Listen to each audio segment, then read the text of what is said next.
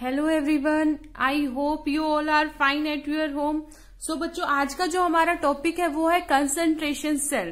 देखो हम लोग अब जिस सेल के बारे में अभी तक पढ़ते आए हैं वो हमारी क्या थी, गैल्वेनिक सेल थी, जिसका वोल्टेज सेल भी बोलते थे। ये भी आपकी गैल्वेनिक सेल है, वोल्टेज सेल है। ठीक है, यूजुअली आपकी जो सेल होती है गैल्वेनिक वो दो टाइप की होती है, एक होती है केमिकल सेल, दूसरी होती है कंसंट्रेशन सेल। एक होती है आपकी केमिकल सेल और दूसरी होती है कंसंट्रेशन सेल। केमिकल सेल क्या किस में आ रही थी, जो अभी तक हम पढ़ते आ रहे थे, जिसमें आपका डेनियल सेल वगैरह आ गई थी। आज हम बात करेंगे कंसंट्रेशन सेल। तो कंसंट्रेशन सेल सबसे पहले बात करेंगे कि होते क्या है। नॉर्मली अगर मैं डिफाइन करूं, that the cells in which the EMF is produced due to the difference in the concentration of the electrodes. ऐसी सेल्स जिसमें जो ईएमएफ प्रोड्यूस हो रहा है वो किसकी वजह से प्रोड्यूस हो रहा है, सेल्स की कंसंट्रेशन की वजह से प्रोड्यूस हो रहा है। ठीक है, अब वो जो कंसंट्रेशन है वो दो तरीके से क्या है, वेरी हो सकती है, या फिर मैं दूसरी लैंग्वेज में कहूं दैट जो कंसंट्रेशन सेल होती है वो दो तरीके की होती है। पहली आती है आपके पास में electrode concentration cell and the second one is electrolyte concentration cell. जैसे कि मैंने यहाँ पर इनके डायग्राम ड्रॉ किए हुए हैं, तो आपको यहाँ पर दिखाई देगा कि जो इलेक्ट्रोड कंसंट्रेशन सेल होती है, इसमें जो आपकी जो सेल होती है वो तो क्या होती है, सेम होती है। क्या होती है बच्चों, सेल आपकी सेम होती है। ठीक है, लेकिन और जो देखो सेल के अंदर जो आपका इलेक्ट्रोलाइट है, ये क्या है, आपका इलेक्ट्रोलाइट है। इसकी अब इलेक्ट्रोलाइट क्या है, मतलब एक ही कंटेनर के अंदर दोनों सेल हैं, यानी कि जो इलेक्ट्रोलाइट इसके लिए वर्क करेगा वही इलेक्ट्रोलाइट इसके लिए वर्क करेगा। तो मैं यहाँ पर ये कह सकती हूँ दोनों इलेक्ट्रोड के लिए जो इलेक्ट्रोलाइट है उसकी कंसंट्रेशन क्या है, सेम है, राइट। लेकिन अब यहाँ पर कंसंट्रेशन में चेंजेस कहाँ पर है, देखो मैंने यहाँ पर हाइड्रोजन के इलेक्ट्रोड लिए हैं दोनों। अब यहाँ पर जो मेरा ये वाला जो इलेक्ट्रोड है, यहाँ पर जो हाइड्रोजन लिया है मैंने वो लिया है किसी और प्रेशर पर। मान लीजिए लेट से प्रेशर P1 ले लिया मैंने, और ये वाला जो इलेक्ट्रोड है यहाँ पर मैंने जो हाइड्रोजन इनलेट की है उस पर जो प्रेशर है वो क्या है, P2 प्रेशर। यानी कि यहाँ पर मैंने क्या कर दिया, हाइड्रोजन गैस की कंसंट्रेशन को चेंज कर दिया। And as you know very well कि जो गैसेस होती है उनकी कंसंट्रेशन को हम प्रेशर के रिगार्डिंग हम लेकर चलते हैं। अब बात करते हैं इलेक्ट्रोलाइट कंसंट्रेशन सेल की। तो इलेक्ट्रोलाइट कंसंट्रेशन सेल के अंदर क्या है, मैंने यहाँ पर इलेक्ट्रोड लिए हैं दो। तो इस साइड अभी भी मैंने यहाँ पर कौन से इलेक्ट्रोड लिए, हाइड्रोजन के इलेक्ट्रोड लिए हैं। तो यहाँ पर मैंने H2 गैस क्या की, इनलेट की। अब यहाँ पर जो H2 गैस इनलेट की वो क्या था, P1 प्रेशर पर था। ठीक है, लेट से 1 atm ले लेते हैं नॉर्मली। ठीक है, अब यहाँ पर इस वाले इलेक्ट्रोड में भी मैंने H2 गैस पास की, और यहाँ पर जो प्रेशर था वो भी क्या था, 1 एटमॉस्फेयर था। दैट मीन्स कि अब जो मैंने गैस पास की है दोनों की कंसंट्रेशन क्या है, सेम है। बट ध्यान दीजिए कि यहाँ पर जो आपके इलेक्ट्रोड है वो क्या है, डिफरेंट इलेक्ट्रोलाइट्स के अंदर है। तो यहाँ पर जो इन्होंने इलेक्ट्रोलाइट लिए हैं उनकी जो कंसंट्रेशन है वो क्या है, डिफरेंट है। मान लीजिए यहाँ पर क्या लिया है, HCl लिया है, तो H पॉजिटिव आयन की कंसंट्रेशन लेट से A1 है, और यहाँ पर H पॉजिटिव आयन की कंसंट्रेशन कितनी है, A2। ठीक है, तो दो तरीके से हो गया। फर्स्ट केस में आपने इलेक्ट्रोड की कंसंट्रेशन क्या की, चेंज की, तो that's why it is known as electrode concentration cell. और यहाँ पर आपने इलेक्ट्रोलाइट की कंसंट्रेशन को वेरी किया, that's why it is known as electrolyte concentration cell. तो अगर मैं इलेक्ट्रोड कंसंट्रेशन सेल को डिफाइन करूं तो मैं यहाँ पर बोल सकती हूं व्हेन देयर आर, या फिर देयर इज लिखेंगे, there is a difference in the concentration of the two electrodes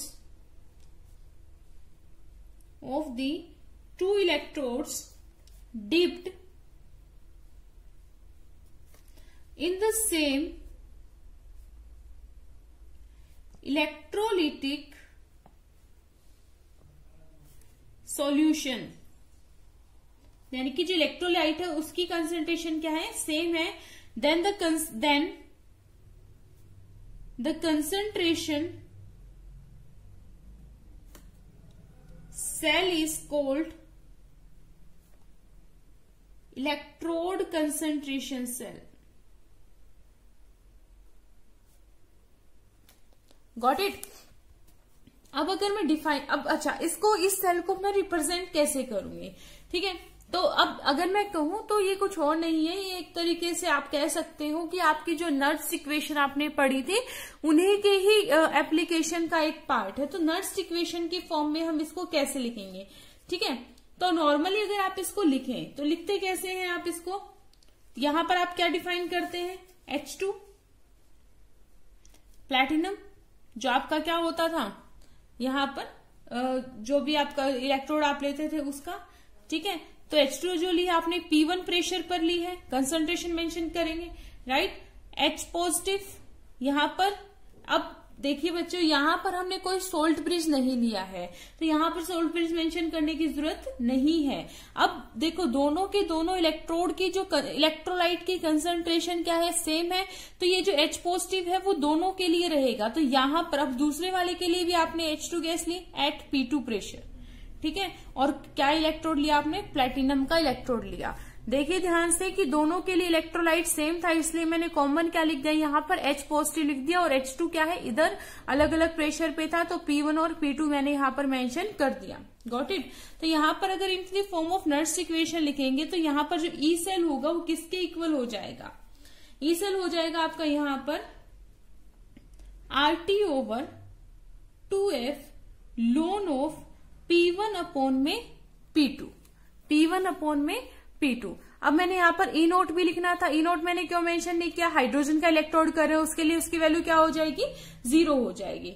got it. तो क्या हो जाएगा RT over 2F ln of P1 upon में P2 हो जाएगा। क्या होता है, P2 अपॉन P1 होना चाहिए था, होगा क्या P2 अपॉन P1 माइनस के। इसको मैं कंप्लीटली लिख देती हूं ताकि आपको क्लियर हो जाए। ये रहेगा according to Nernst equation E naught cell minus RT over 2F ln of P2 upon P1। जब आप चेक करेंगे इसका कैथोड एनोड बनाकर तो P2 ओवर P1 आ जाएगा। ओके। तो अब इसको, अब आपको पता है ई नोट सेल की वैल्यू क्या होती है, 0। तो ये माइनस की टर्म है, तो इसको मैं रिवर्स कर देती हूँ, तो माइनस ये क्या हो जाएगा, प्लस में हो जाएगा। तो RT over 2F ln of P1 upon में P2। तो इस तरीके से आप क्या कर सकते हैं, इलेक्ट्रोड कंसंट्रेशन सेल को रिप्रेजेंट कर सकते हैं। अगर मैं डिफाइन करूं इलेक्ट्रोलाइट कंसंट्रेशन सेल की, तो आप कह सकते हो इन दीज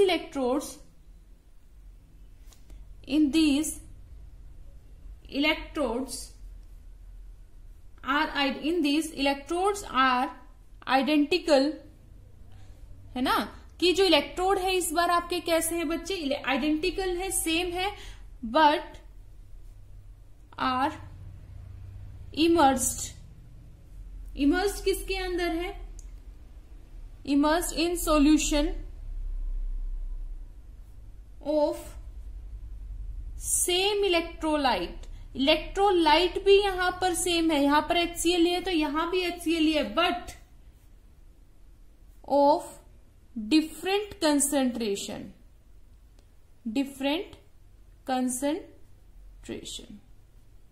ठीक है। तो जो लेकिन जो इलेक्ट्रोलाइट लिया है वो तो सेम है, बट उनकी जो कंसंट्रेशन वो क्या है, डिफरेंट है। यहां पर जैसे मैंने A1 लिया है, यहां पर क्या लिया है, A2 लिया है।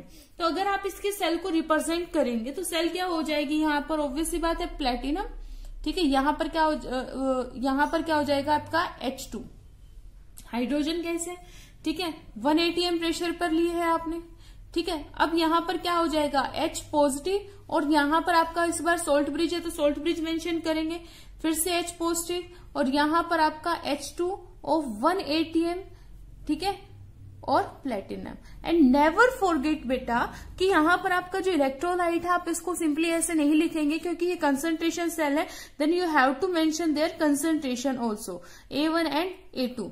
यूजुअली जो A होता है ये क्या होता है, एक्टिविटी बोलते हैं, A को क्या बोलते हैं हम लोग, एक्टिविटी बोलते हैं, ठीक है। अगर मैं एक्टिविटी बोलूं तो एक्टिविटी कहूं तो एक्टिविटी एक्चुअल में होती क्या है, ये होती है affective concentration of ion, affective concentration of ion in solution, ठीक है, यानी कि जो कंसंट्रेशन आयन की इफेक्ट हुई है उसको हम क्या किससे रिप्रेजेंट करते हैं, ए से रिप्रेजेंट करते हैं। यूजुअली जो इफेक्ट ए होता है आपका, ये होता है equal to gamma into M. ठीक है, यहां पर जो गामा है आपका, इसको हम बोलते हैं एक्टिविटी कोफिशिएंट, इसको बोलते हैं एक्टिविटी कोफिशिएंट, और एम आपका यहाँ पे क्या है, मोलैलिटी। यूजुअली जो आपकी एक्टिविटी होती है वो इसके इक्वल होती है। ठीक है, लेकिन हम यहाँ पर डाइल्यूट सॉल्यूशन लेकर चल रहे हैं। फॉर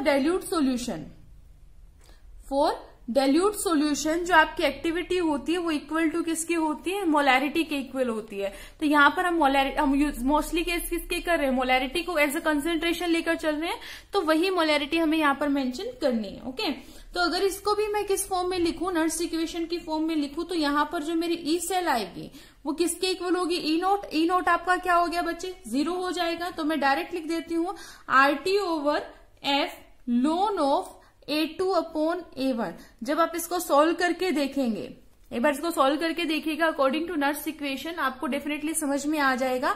यहाँ पर कैथोड और एनोड कीजिए, फिर प्रोडक्ट अपॉन रिएक्टेंट कीजिए, तो डेफिनेटली आपका क्या आएगा, A2 अपॉन A1। इसको आप डायरेक्टली भी याद कर सकते हैं कि आपका जो प्रेशर की टर्म में आता है P1 अपॉन P2 और एक्टिविटी की टर्म में आता है A2 ओवर A1। इसको आप ड्राइव करके देख सकते हैं अकॉर्डिंग टू नर्स इक्वेशन। ठीक है, तो इस तरीके से आप कंसंट्रेशन सेल को क्या कर सकते हैं, रिप्रेजेंट कर सकते हैं, और सिंपली इस पर बेस्ड कुछ क्वेश्चंस आते हैं जो आप सॉल्व कर सकते हैं। कैसे आ सकते हैं क्वेश्चन, आपको इसी तरीके का इलेक्ट्रोड दे देगा जिसमें इसकी कंसंट्रेशन, क्योंकि ये फॉर्मूले तभी काम आएंगे। तो अगर देखो आपको कोई भी किसी कंसंट्रेशन सेल दे दिया, एक बार क्वेश्चन भी पूछता है कि इन विच सेल ई नोट की जो वैल्यू होती है वो क्या होती है, 0 होती है। तो कंसंट्रेशन सेल में इसकी वैल्यू क्या होती है, 0 होती है। ठीक है, तो आपको कोई भी क्वेश्चन दे देगा, क्वेश्चन में या तो इस तरीके की सेल देगा आपको या फिर इस तरीके की सेल देगा, दोनों में से कोई एक सेल प्रोवाइड करेगा और बाकी पूरा डाटा आपको प्रोवाइड करेगा। डाटा क्या दे सकता है, हो सकता है प्रेशर P1 एंड P2 दे देगा, हो सकता है आपको A1 एंड A2 दे देगा। पहले तो आपको पहचानना पड़ेगा सेल को देखकर कि इलेक्ट्रोड कंसंट्रेशन सेल है या इलेक्ट्रोलाइट कंसंट्रेशन सेल है, और फिर डायरेक्टली आपको डायरेक्टली आपको फॉर्मूले पे जाना है, बार बार नर्स इक्वेशन पे नहीं जाना है। याद कीजिएगा कि अगर इलेक्ट्रोड कंसंट्रेशन सेल है तो P1 अपॉन P2 है, डायरेक्टली याद कीजिएगा। ठीक है, और अगर क्या है, इलेक्ट्रोलाइट कंसंट्रेशन सेल है तो A2 अपॉन A1 आएगा, और डायरेक्टली आपको कंसंट्रेशन की वैल्यू पुट कर देनी है। अगर कंपटीशन एग्जाम वाले बच्चे हैं तो ये वाली देखो, आपको ये अगर डायरेक्ट याद है तो बहुत बहुत ज्यादा आपके लिए हेल्पफुल रहने वाले ये चीज। Got it. तो अब हम बात करेंगे इसके सेकेंड एप्लीकेशन, जिसमें हम बात करेंगे derivation of equilibrium constant from the Nernst equation. Nurse equation से क्या ड्राइव करेंगे, इक्विलिब्रियम कांस्टेंट, मतलब उनके बीच में एक तरीके का रिलेशन जनरेट करेंगे। तो इसके लिए क्या है, इलेक्ट्रोकेमिकल सेल को हम क्या कर लेते हैं, कंसिडर कर लेते हैं लेड। तो हमने मान लिया एक डैनियल सेल का एग्जाम्पल ले लेते हैं, जिंक। ठीक है, ZnSO4, ये क्या है आपका इलेक्ट्रोलाइट है, राइट। आप डायरेक्ट यहाँ पर Zn पॉजिटिव भी लिख सकते हैं, आप लोग क्या लिखते थे, Zn2 पॉजिटिव लिखते थे, आप वो भी मेंशन कर सकते हैं, डजेंट मैटर। ठीक है, CuSO4 एक्वस। तो अगर इस तरीके से कुछ लिखा आ जाता है तो घबराना मत, ये कभी सोचो कि मैम ने ये वाली चीज तो करवाई नहीं थी, हम लोगों ने तो Cu2 पॉजिटिव पढ़ा था, Zn2 पॉजिटिव पढ़ा था, कंप्लीट तो पढ़ा ही नहीं। ये क्या है, इलेक्ट्रोलाइट ही तो है बेटा।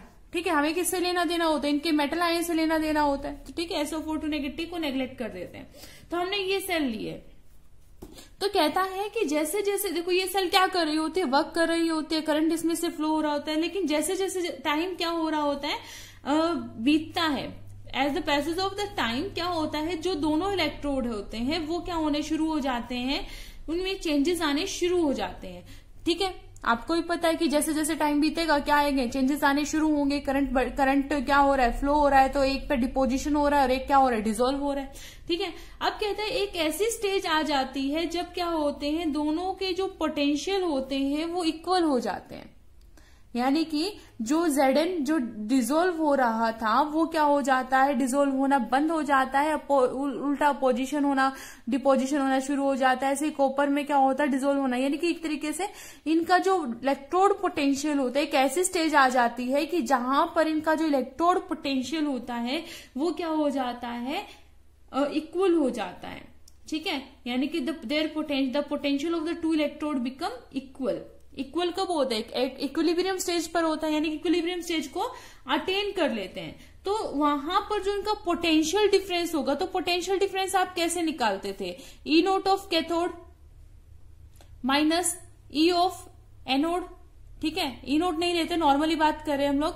तो ये अगर ये दोनों इक्वल हो गए, तो अगर आप इनको माइनस करेंगे तो वैल्यू क्या आने वाली है पोटेंशियल डिफरेंस की, 0।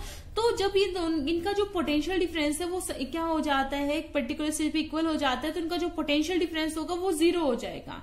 तो ऐसे इस सिचुएशन में जब इनका पोटेंशियल डिफरेंस क्या हो जाए, 0 हो जाए, तो वो क्या हो जाएगा बच्चे, द फ्लो ऑफ करंट होगा किसमें, एक्सटर्नल सर्किट में। जो एक्सटर्नल सर्किट के अंदर जो करंट फ्लो हो रहा है वो स्टॉप हो जाएगा, और जो सेल रिएक्शन होगी वो किस स्टेज में आ जाएगी, इक्विलिब्रियम स्टेज में आ जाएगी। दोबारा सुनिए, ऐसी स्टेज आ जाए जहां पर इनका पोटेंशियल डिफरेंस, पोटेंशियल क्या हो जाए, इलेक्ट्रोड पोटेंशियल इक्वल हो जाए, और जो पोटेंशियल डिफरेंस आ रहा है वो कितना हो जाए, 0 हो जाए। तो ऐसी सिचुएशन में जो एक्सटर्नल सर्किट होता है उसमें से करंट फ्लो होना बंद हो जाता है, ठीक है, स्टॉप हो जाता है। तो उस सिचुएशन में जो आपकी रिएक्शन है, सेल रिएक्शन है, वो सेल रिएक्शन की वो स्टेट को हम लोग क्या बोलते हैं, इक्विलिब्रियम स्टेट बोलते हैं, ठीक है। तो देखिए यहां पर हमारी रिएक्शन क्या हो रही है, रिएक्शन हो रही है Zn सॉलिड प्लस में कॉपर 2 पॉजिटिव एक्वस स्टेट में, इक्विलिब्रियम स्टेज में आएंगे, है ना।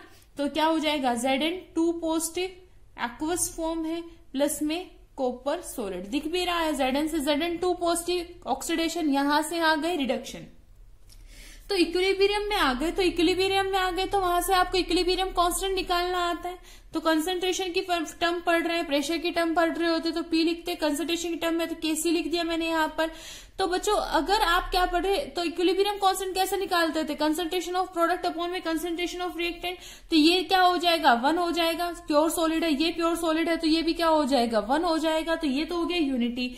बचा क्या आपके पास में, प्रोडक्ट की फॉर्म में पहले तो आएगा Zn 2 positive in aqueous form, इसकी कंसंट्रेशन अपॉन में कॉपर की concentration Cu2 positive in the form of aqueous, ठीक है। तो इक्विलिब्रियम कांस्टेंट आ गया आपके पास में ये। अब क्या है नर्स इक्वेशन, आप इसमें कैसे बताएंगे, तो जो नर्स इक्वेशन आती है आपकी, नर्स इक्वेशन उसको कैसे ड्राइव करेंगे, यहां से जो ई सेल होगी आपकी वो किसकी इक्वल हो जाएगी, E naught of cell minus 2.303 RTNF। ये चीज आप इससे आप क्या है फैमिलियर है ना, लोग नेचुरल लॉग में से हमने किस में कन्वर्ट कर दिया था, लॉग बेस 10 में। और यहां पर क्या आएगा, लॉग ऑफ केसी, क्या आएगा बच्चों, लॉग ऑफ केसी। और केसी की वैल्यू आपने अभी अभी निकाली, तो यहां से जो नर्स इक्वेशन क्या आ जाएगी, E naught cell minus 2.303 RT over NF log of concentration of zinc ion upon में concentration of copper ion. Got it. तो अब यहां से आप इनकी वैल्यू भी निकाल सकते हैं। तो जो इक्विलिब्रियम होता है, अभी मैंने कहा इक्विलिब्रियम है, तो इक्विलिब्रियम में क्या हुआ कि इनका इलेक्ट्रोड पोटेंशियल और इसका इलेक्ट्रोड पोटेंशियल क्या हो गया बच्चे, क्या हो गया, 0, क्योंकि इन दोनों की वैल्यू इलेक्ट्रोड पोटेंशियल क्या है, 0, सेम है। तो इनके बीच में जो पोटेंशियल डिफरेंस हो गया वो क्या हो जाएगा, माइनस, दोनों सेम है तो 0 आ जाएगा। तो यहां से जो ई सेल की जो वैल्यू आएगी, यानी कि अब मैंने स्टैंडर्ड की बात नहीं की थी, ये सिंपली ई सेल लेकर चले थे एट पर्टिकुलर एनी कंसंट्रेशन। तो क्या हो गया था बच्चे, इनका जो पोटेंशियल था, इलेक्ट्रोड पोटेंशियल सेम आ गया, तो इनका जो पोटेंशियल डिफरेंस होगा वो क्या हो जाएगा, सेम वैल्यू, तो 0 हो जाएगा। तो ऐसी सिचुएशन में जो आपकी ई सेल होती है, कब, जब आपकी जो नर्स इक्वेशन है या फिर आपके जो इलेक्ट्रोड पोटेंशियल है वो सेल है जो इक्विलिब्रियम पे आ जाए। तो ये क्वेश्चन पूछा जाता है कि जो इलेक्ट्रोड पोटेंशियल है वो कब 0 हो जाता है, जब आपकी जो सेल रिएक्शन कब क्या अटेन कर ले, इक्विलिब्रियम अटेन कर ले। तो यहाँ पर जो ई सेल होगा वो क्या हो जाएगा, 0, क्या हो जाएगा, 0। तो अब मैं इस वैल्यू को इधर ले आऊं, है ना, ये तो क्या हो गया 0, तो ई सेल को इधर ले आऊं, ई नोट ऑफ सेल, या इसको उधर ले जाऊं तो ये वाली टर्म पॉजिटिव हो जाएगी, क्या आ जाएगा 2.303 RT over NF log of zinc ion upon में कॉपर आयन। तो इस तरीके से क्या है आप इस क्वेश्चन को सोल्व कर सकते हैं इजी। और यहां पर ये तो मैंने सेल के बारे में लिख दिया, यूजुअली आप क्या मेंशन करेंगे, लॉग ऑफ केसी मेंशन करेंगे। हियर अगर आपका टेम्परेचर क्या है, रूम टेम्परेचर है, आर अगर आपको दे रखा है कि 8.314, तो अगर आप रूम टेम्परेचर की बात करें तो आपको वैल्यू सोल्व करनी भी आती है। क्या लिख देंगे, ई नोट ऑफ सेल 0.0591 अपॉन में एन लॉग ऑफ केसी, तो ये वैल्यू हो जाएगी कब, एट 298 केल्विन। ठीक है, तो ये रिलेशन आप निकाल सकते हैं नर्स इक्वेशन और इक्विलिब्रियम कांस्टेंट के बीच में। अब इस केसी का सिग्निफिकेंस क्या है, कहता है the value of KC gives the extent to which cell reaction proceed. ठीक है, एक्सटेंट ऑफ रिएक्शन के बारे में हमें बताता है। तो larger the value of KC, larger the value of KC extent to which the cell reaction proceed. ठीक है, जितना ज्यादा, क्योंकि देखो जितनी इक्विलिब्रियम कांस्टेंट हमें देर से मिला। ठीक है, देखो आप यहां पर थे, इक्विलिब्रियम कांस्टेंट यहां पर था, क्योंकि इक्विलिब्रियम कांस्टेंट आते ही क्या हो गया है, करंट फ्लो होना बंद हो गया, यानी कि आपकी सेल क्या हो जाती है, स्टॉप हो जाती है। तो ये यहां पे था, तो मान लो आपने 10 कदम चले, आपको आपकी सेल स्टॉप हो गई। अब इक्विलिब्रियम दूर है यहां पर, अब आपने 20 कदम चले, तब जाकर क्या हुआ, करंट फ्लो होना बंद हुआ, सेल स्टॉप हुई। आप क्या चाहते हैं, आपकी सेल काफी टाइम तक वर्क करे, तो उसके लिए जो के की वैल्यू है वो क्या होनी चाहिए, ज्यादा होनी चाहिए। जितनी ज्यादा इसकी वैल्यू होगी उतनी ही ज्यादा आपकी जो सेल है वो क्या करेगी, प्रोसीड करेगी। Got it. अब क्या है, इसके ऊपर एक छोटा सा न्यूमेरिकल भी करके देख लेते हैं, ताकि आपको क्या है इस पर बेस्ड कोई भी क्वेश्चन हो या डाउट हो वो सोल्व हो जाए। ठीक है, तो इसमें हमारा पहला क्वेश्चन आता है, देखिए क्वेश्चन हमारे पास ये रहा, calculate the equilibrium constant for the reaction at 298 kelvin. देखो टेम्परेचर दे दिया, तो बड़ी कैलकुलेशन पे नहीं जाना, 0.0591 पे आ जाना। ठीक है, तो आपको जो रिएक्शन दे रखी है ये दे रखी है, given that E naught cell की आपको वैल्यू प्रोवाइड कर रखी है, आपको सिर्फ इक्विलिब्रियम कांस्टेंट यानी कि केसी निकालना है। तो सबसे पहले फॉर्मूला लिख लीजिए कि ई नोट सेल, बच्चों ई सेल याद करा रही हूं मैं आपको फिर से कि हमने पढ़ा जरूर था ई सेल, लेकिन इक्विलिब्रियम केस अगर कहीं भी इक्विलिब्रियम का जिक्र आ जाता है, जैसे यहाँ पर इस इक्विलिब्रियम का जिक्र शुरू में कर दिया, तो समझ जाइए कि जो ई सेल की वैल्यू है वो तो क्या है, 0। आपको सीधे इस फॉर्मूले पे कंसंट्रेशन करना है। ठीक है, क्या आ जाएगा, 0.0591 एन, एफ भी हम इंक्लूड कर चुके हैं। ठीक है, लॉग ऑफ, अब यहां पर क्या है, केसी। अब केसी के लिए तो मुझे क्या चाहिए, प्रोडक्ट अपॉन रिएक्टेंट। तो प्रोडक्ट अपॉन रिएक्टेंट कैसे निकालेंगे, यही इक्वेशन से निकालेंगे ना। तो इक्वेशन से अगर इसको निकालेंगे तो कैसे आ जाएगी हमारी वैल्यू, यहां से इसकी वैल्यू कैसे निकालेंगे, वैल्यू पुट कर इसकी वैल्यू यहां से हम पुट करेंगे बच्चों, है ना। लेकिन इसने तो पूछी ही क्या है हमसे, केसी की वैल्यू, यानी कि इस केसी की वैल्यू ही इसने हमसे पूछी है, और क्या क्या दिया है हुआ है। तो हमें यहाँ पर देखना है कि एन क्या है, एन क्या है आपके पास में, number of moles of electron transfer. E naught cell की वैल्यू गिवन है, कितनी है बच्चों, 0.46 इक्वल टू 0.0591 एन। तो एन कितना ट्रांसफर हुआ, देखिए 1 इलेक्ट्रॉन 2 इलेक्ट्रॉन, 2 एजी है तो 2 इलेक्ट्रॉन का ट्रांसफर, कॉपर ने भी 2 पॉजिटिव इलेक्ट्रॉन इनकी दिए हैं, इसने 2 इलेक्ट्रॉन रिलीज किए हैं। तो जो एन की वैल्यू आएगी वो आपकी कितनी आ जाएगी, 2 आ जाएगी। लॉग ऑफ केसी, इसने लॉग ऑफ केसी ही निकलवाने के लिए बोला है, तो log of KC is equal to 0.46 into 2 upon में 0.0591। ठीक है, so when you solve this then you will get 15.567। तो आपके पास में जो लॉग ऑफ केसी आ गया है तो वो आया है 15.567। अब मुझे तो केसी चाहिए, इसके लिए आपको क्या निकालना है, एंटी लॉग निकालना है। क्या निकालना है, एंटी लॉग निकालना है। अगर आप इसका एंटी लॉग निकालेंगे तो इसका जो आंसर आएगा वो आएगा 3.67 इंटू 10⁻15। अब एक छोटी सी बात क्या आती है, बच्चे यहां पर आकर अटक जाते हैं। देखिए अगर आप सब्जेक्टिव क्वेश्चन अटेम्प्ट कर रहे हैं, ठीक है, तो आप इस क्वेश्चन को लॉग तक सोल्व करके आ सकते हैं। अगर आपको एंटी लॉग निकालना आता है तो आप यहाँ पर एंटी लॉग भी निकाल के आ सकते हैं। अगर आप यहाँ तक भी निकाल के आते हैं तो भी ये क्वेश्चन क्या होगा, आपका करेक्ट माना जाएगा। लेकिन अगर आप क्या है कोई कंपटीशन एग्जाम के लिए क्वेश्चन सोल्व कर रहे हैं और आपके पास में एमसीक्यू मल्टीपल चॉइस आंसर्स हैं आपके पास में, ठीक है। तो मल्टीपल चॉइस आंसर में आपको इस यहां तक छोड़ देना है, आपको क्या करना है, क्वेश्चन के इस वाले पार्ट पर फोकस करना है, ठीक है। तो यहां पर log Kc की जो वैल्यू होगी 10 की पावर उतनी ही जाने वाली है, डोंट वरी।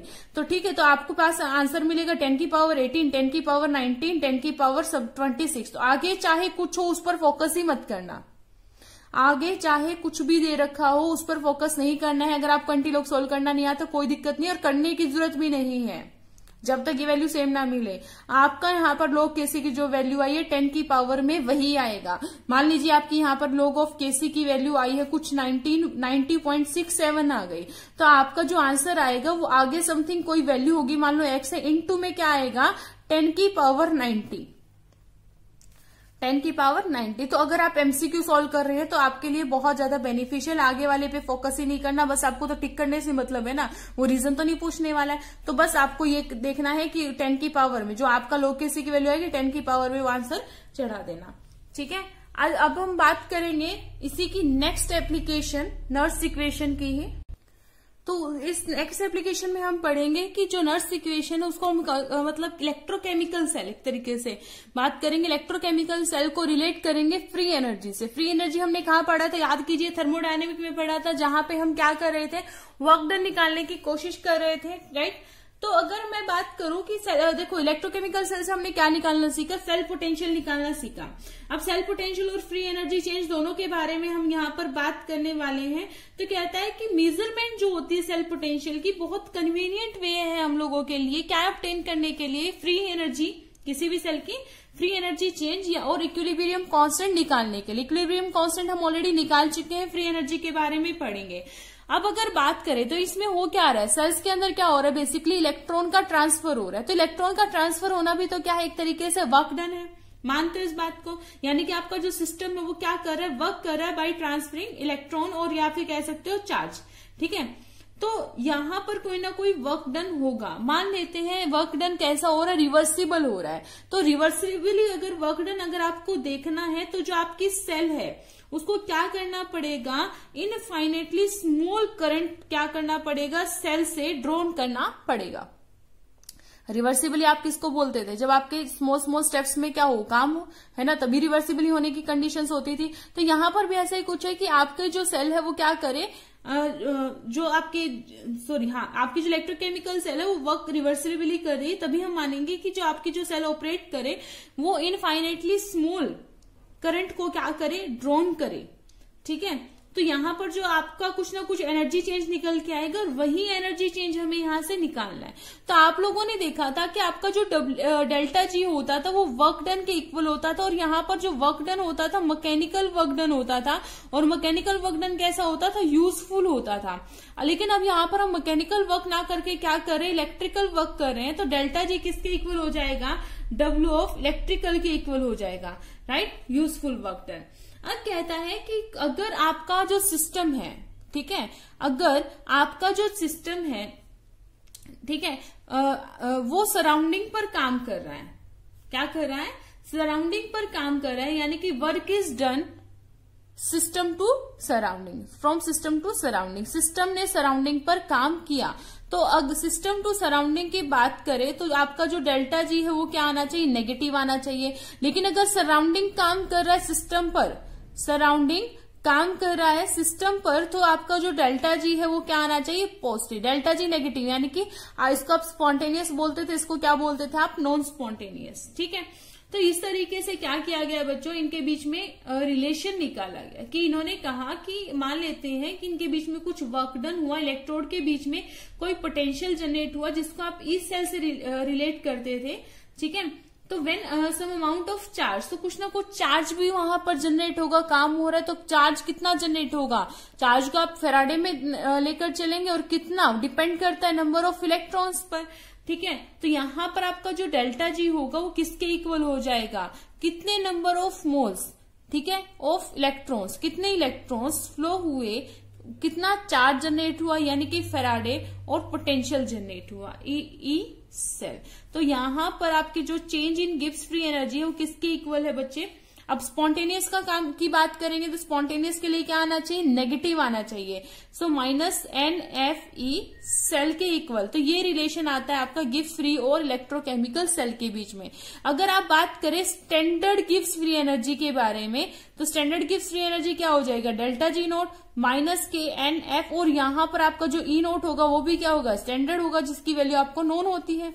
ठीक है, तो बच्चे ये छोटा सा क्या था, रिलेशन था इनके बीच में। अब इसके ऊपर क्वेश्चन भी करके देख लेते हैं फटाफट की किस तरीके से क्वेश्चन होगा, है ना। तो देखिए आपको क्वेश्चन दिया हुआ है, calculate the standard cell potential of the galvanic cell in which the following reaction takes place. तो रिएक्शन हो रही है ये, तो सबसे पहले रिएक्शन लिख लेते हैं। क्रोमियम सॉलिड है, किसमें कन्वर्ट, किसके साथ में है, कैडमियम के साथ में है।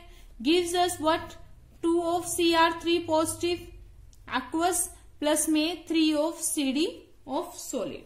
ठीक है, साथ में आगे बढ़ते हैं question. Also calculate the delta G note. ठीक है, तो गिव्स फ्री एनर्जी भी आपसे पूछ रहा है, क्या पूछ रहा है, और standard gives free energy value है, पूछ रहा है किसकी, रिएक्शन के। ठीक है, तो देखिए हमें क्या क्या पता है और क्या क्या नहीं पता है, साथ में कुछ वैल्यूज भी हैं। यहाँ पे आई थिंक मैंने मेंशन करना ध्यान नहीं रहा है, तो यहाँ पर मुझे वैल्यू पता है that delta E naught of chromium 3 positive two chromium value होती है -0.74 वोल्ट। ठीक है, और जो कैडमियम होती है बच्चे, delta E naught of CD 2 positive to CD, इसकी वैल्यू होती है -0.40 वोल्ट। ये वैल्यू और हमें गिवन है, तो हमें क्या निकालना है बच्चों, यहां से सेल पोटेंशियल की वैल्यू निकालनी है। तो देखो कैसे निकालेंगे, तो सबसे पहले तो निकालना है ई सेल। तो ई सेल किसके इक्वल होता है आपका, ई नोट सेल किसके इक्वल होता है, कैथोड माइनस एनोड। तो आपका यहाँ पर कैथोड क्या है, एनोड क्या है, देखिए कैडमियम 2 पॉजिटिव से किसमें गया, कैडमियम पे, यानी कि ऑक्सीडेशन हुआ, तो ये तो है आपका एनोड। और कैडमियम 2 पॉजिटिव से कैडमियम में गया है, तो यहां पर क्या हुआ, रिडक्शन हुआ है, तो ये तो क्या है आपका कैथोड। और क्रोमियम 3 पॉजिटिव पे गया है, तो ये है आपका एनोड। ठीक है, तो आपका यहाँ पर जो कैडमियम है वो क्या है, कैथोड, तो कैथोड माइनस एनोड है, तो E naught of CD 3 positive CD 2 positive to CD minus E naught of Cr 3 positive to Cr। तो वैल्यू पुट कर दीजिए, तो कैडमियम वाले की वैल्यू कितनी थी हमारे पास में, -0.40, माइनस के क्या आ जाएगा, -0.74। इसको जब आप सोल्व करेंगे then you will get E naught of cell 0.34 volt. तो स्टैंडर्ड सेल पोटेंशियल तो हम लोगों ने निकाल लिया इसका। ठीक है, स्टैंडर्ड वैल्यूज दे रखी थी, कैथोड माइनस एनोड। अब पूछता है also calculate the delta G note, gives free energy निकालिए इसकी। ठीक है, तो डेल्टा जी हमें पता है relation, delta G naught is equal to -NFe naught. E naught तो हमने अभी अभी निकाला है। एन क्या है, नंबर ऑफ इलेक्ट्रॉन ट्रांसफर। अब देखना है कितने इलेक्ट्रॉन ट्रांसफर हुआ है। तो बच्चे आप सबसे पहले तो ट्रांसफर करके देखेंगे इनकी कैथोड और एनोड पे अलग अलग रिएक्शन करके। तो यहां से नॉर्मली भी मैं देख सकती हूँ कि कैडमियम ने 2 इलेक्ट्रॉन रिलीज किए और कैडमियम कितने थे, 3, तो 3 दूनी 6 इलेक्ट्रॉन का ट्रांसफर हुआ है बेसिकली। ठीक है, यहां से भी आप लोग देख सकते हैं, अच्छे से आपको क्लियर हो जाएगा। तो यहां से क्रोमियम 3 पॉजिटिव में था, टोटल 3 इलेक्ट्रॉन यहां से गए हैं और क्रोमियम के कितने थे, 2, तो 3 दूनी 6। तो एन की वैल्यू क्या है यहाँ पर हमारे पास में 6, तो वैल्यू पुट करेंगे -6। एफ की वैल्यू 96500, ई नोट की वैल्यू है 0.34। So when you solve it then you will get 196,860 joule. Minus में इसको किलो जूल में कन्वर्ट करेंगे then you will get 196.86 kilo joule. तो डेल्टा जी की वैल्यू आपकी ये रही। ऐसे ही एक और क्वेश्चन है, वो भी फटाफट देख लेते हैं। क्वेश्चन नंबर 2, तो कहते हैं calculate the cell EMF at 25 degree Celsius. तो टेम्परेचर तो इसने बता दिया कि room temperature for the following reaction. तो रिएक्शन आपको इसने ये दे दी। यहां पर देखिए आपको कि इनकी जो कंसंट्रेशन है वो भी इसने क्या कर रखी है, वेरी कर रखी है। ठीक है, फॉर द फॉलोइंग। अब इसने जिंक और लेड की वैल्यू हमें ई नोट की वैल्यू दे दी है, फेराडे की वैल्यू दे दी है। पूछता है कि calculate the maximum work that can be accomplished by the operation of this cell, यानी कि आपसे डेल्टा जी की वैल्यू पूछ रहा है कि आपने कितना काम किया। मैक्सिमम वर्क यही तो होता है ना कि आपका जो डेल्टा जी था वो किसके इक्वल होता है, डब्ल्यू के इक्वल। तो कितना वर्क आपने यहाँ पर किया। तो आपके पास में बच्चे सेल क्या है, सेल है आपके पास में zinc of solid zinc ion जिसकी कंसेंट्रेशन दे रखी है 0.1 मोलर, फिर दे रखा है लेड आयन 0.02 कंसेंट्रेशन का और लेड ऑफ सॉलिड। ठीक है, तो इस सेल के लिए हमें क्या निकालना है, डेल्टा जी की वैल्यू निकालनी है। तो इस सेल को अगर हम राइट करेंगे तो कैसे लिख सकते हैं, हम लिख सकते हैं ZnS, ठीक है, Pb2 positive gives us Zn2 positive to lead, यानी कि Pb2 पॉजिटिव से P, तो यहां पर तो क्या हुआ है, रिडक्शन हुआ है, और Zn से Zn2 पॉजिटिव यहां पर क्या हुआ है, ऑक्सीडेशन। तो ये काम करेगा एज एनोड और ये काम करेगा एज कैथोड। तो ये छोटी सी बात तो क्या हो गई, आपको अच्छे से क्लियर हो चुकी है अभी तक, है ना। तो यहां से हम पहले क्या निकालेंगे, ई नोट सेल निकालेंगे, इसकी जरूरत है हमें। तो ई नोट ऑफ कैथोड, तो कैथोड क्या है हमारा, लेड, तो लेड की वैल्यू आपको कितनी दे रखी है, -0.13, तो वैल्यू पुट कर देंगे 13, माइनस जिंक की वैल्यू कितनी है आपके पास में, -0.76, तो इसको सोल्व करेंगे, then you will get 0.63 volt. अब आपको क्या निकालना है, आपको इसने पूछा है डेल्टा जी निकालिए, क्या निकालिए, डेल्टा जी निकालिए। तो डेल्टा जी आप यहां से कैसे निकालेंगे यहां से हम डेल्टा जी, तो डेल्टा जी के लिए तो हमारे पास रिलेशन है माइनस के NF(E0) ऑफ सेल, तो वैल्यू पुट कर देंगे। कितने इलेक्ट्रॉन का ट्रांसफर हुआ है बच्चों, 2 इलेक्ट्रॉन का ट्रांसफर हुआ है 96500 E0 सेल, यानी कि 0.63, इसको सोल्व करेंगे, then you will get 121,590 joule में आएगा। तो आंसर आ जाएगा 121 माइनस के 59 किलो जूल। इसमें आपकी जो वैल्यू है वो आ जाएगी यहां से, ठीक है। लेकिन साथ में इसने एक और चीज भी तो पूछी है, कैलकुलेट द सेल EMF। ये तो क्या था, स्टैंडर्ड था ना, लेकिन कंसंट्रेशन वेरी कर रही है, तो यानी कि अब स्टैंडर्ड वैल्यू तो नहीं निकाल सकते, सेल EMF निकालना पड़ेगा। यानी कि हमसे पूछना चाह रहा है ई सेल के बारे में। एक ही क्वेश्चन में इसने 2 तरीके के क्वेश्चन पूछ लिया, तो बस नर्स इक्वेशन लगा दीजिए, E0 सेल माइनस के क्या आ जाएगा, RT ओवर NF, तो रूम टेम्परेचर ही था तो क्या लगा देंगे 0.0591 अपॉन N log ऑफ, अब क्या था हमारे पास में, प्रोडक्ट अपॉन रिएक्टेंट, तो प्रोडक्ट में आ जाएगा आपके पास में zinc ion Zn2 positive, upon में क्या आ जाएगा Pb2 पॉजिटिव। बस वैल्यू पुट कर दीजिए बच्चों, सेल माइनस 0.0591, ये भी हम लोग फाइंड आउट कर चुके हैं, दैट इज 0.63 माइनस 0.0591 अपॉन में n आपने अभी निकाला कितना था, 2 log of Zn2 positive, Zn की कंसंट्रेशन कितनी दे रखी है 0.1 और रेड की कंसंट्रेशन दे रखी है 0.02 दे रखी है, ठीक है। तो जब आप इसको सोल्व करेंगे तो यहां पर तो क्या आ जाएगा log 5, तो जो log 5 की वैल्यू होती है, और इसको जो पूरा सोल्व करेंगे, इसको आप सोल्व कर लीजिएगा, सोल्व करने के बाद जो आंसर आएगा वो आएगा 0.6106 वोल्ट। तो इस तरीके से आप क्वेश्चन को सोल्व कर सकते हैं, केयरफुली क्वेश्चन को रीड कीजिएगा, ठीक है। सो आई होप आपको ये कंसेप्ट समझ में आया होगा। मैं दोबारा कह रही हूँ बच्चे, नर्स इक्वेशन और नर्स इक्वेशन से रिलेटेड क्वेश्चन बहुत बहुत ज्यादा इंपॉर्टेंट है, then you have to practice more and more on this. So till then बच्चे keep practicing, take care of yourself, thank you so much.